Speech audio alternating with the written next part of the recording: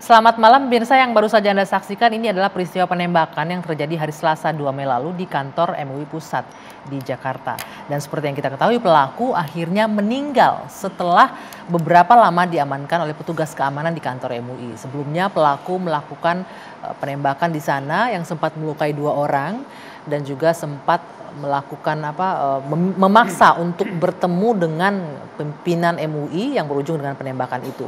Namun yang masih menjadi misteri adalah apa sesungguhnya motif pelaku melakukan penembakan di sana dan apa pula penyebab kematian dari pelaku yang sampai sekarang juga masih belum terjawab. Siapa sesungguhnya dalang di balik pelaku penembakan? Kami akan mencoba menggalinya malam hari ini di Dua Sisi bersama saya Dwi Anggia.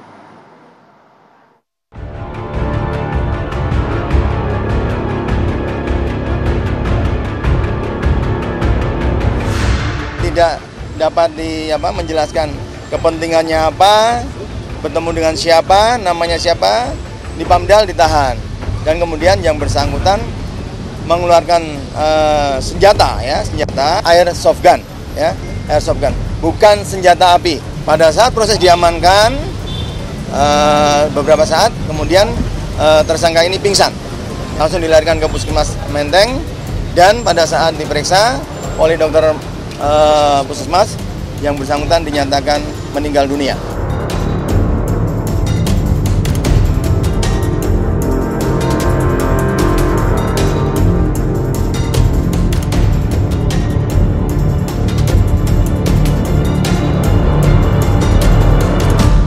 Juga saya kira penting untuk diungkap secara detail bagaimana transaksi keuangan. Begitu kita lihat surat yang masuk itu di awal 2022, di dalam transaksi keuangan 2022 itu juga cukup banyak transaksi sampai puluhan juta. Jika diungkap akan bisa menguatkan keutuhan di dalam melihat kasus ini.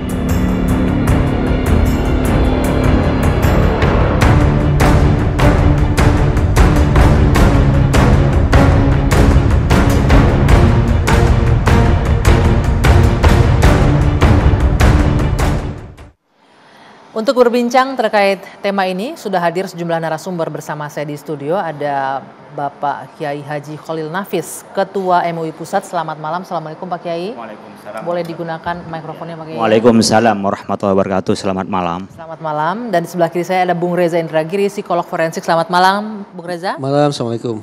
Waalaikumsalam. Dan di ujung sana ada Mas Sofyan Sauri, mantan napi teroris. Selamat malam Mas Sofyan. Selamat malam, Waalaikumsalam warahmatullahi wabarakatuh. Oke, dan juga bergabung bersama kita secara virtual ini ada Mbak Ini Farizat. Mbak Ini Farizat, selamat malam. Ya, selamat malam. Ya, Mbak ini pemirsa adalah menantu dari pelaku penembakan almarhum Pak Mustafa NR ya Mbak Ini ya.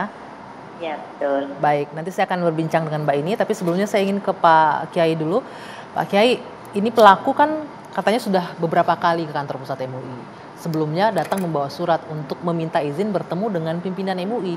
Ada nggak di antara pimpinan MUI yang mengenal pelaku? Dari seluruh pimpinan nggak ada yang mengenal. Sama sekali tidak ada yang kenal? Tidak ada yang mengenal dari pimpinan itu. Dia datang mulai 2014 pernah ada suratnya, 2022 tanggal 25 Juli itu pernah ngirim surat. Dan di lampiran kedua itu ditulis ketuanya itu nama saya, Khalil Nafis. Ditujukan ke Anda langsung? Anda sempat baca itu surat-suratnya? Saya nggak sampai karena surat itu kan modelnya di MUI ada klasifikasi ya.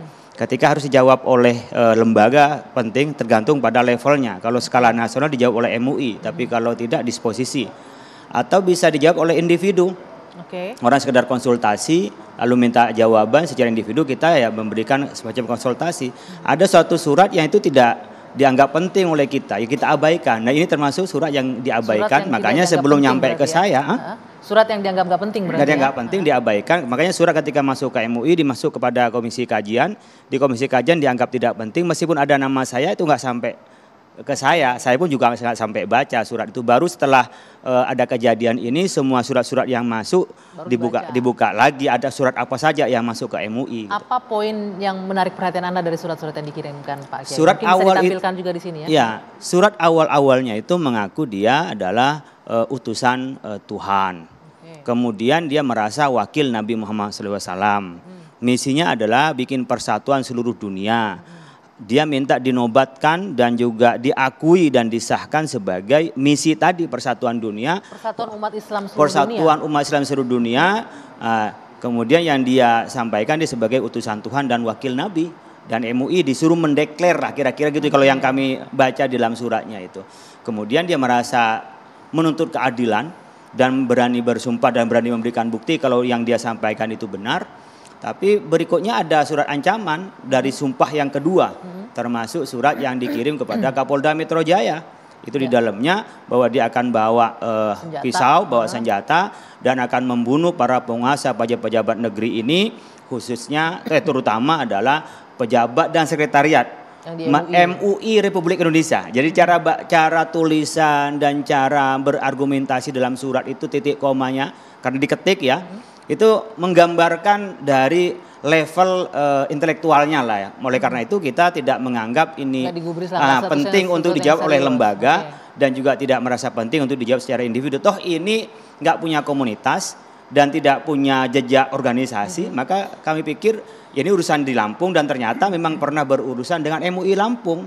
Jadi ini diatasin paling pol ya tingkat kabupaten kota, nggak sampai provinsi karena tidak ada komunitas. Jadi kita kadang-kadang tapi kan kita sebentar Pak Kiai, tapi kan kita nggak tahu benar-benar dia nggak punya komunitas, nggak terkait dengan organisasi tertentu, kita belum tahu ya. Polisi juga belum diketahui. Kalau terkait dengan organisasi tertentu kita tidak menyelidiki ya.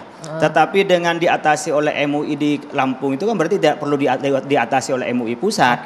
Artinya yang tidak skala nasional tidak perlu ditarik secara nasional. Kita ada level. Oleh karena itu ketika sudah berurusan dengan MUI di Provinsi Lampung ya kita serahkan di daerah. Daerah lah yang menyelesaikan urusan ini.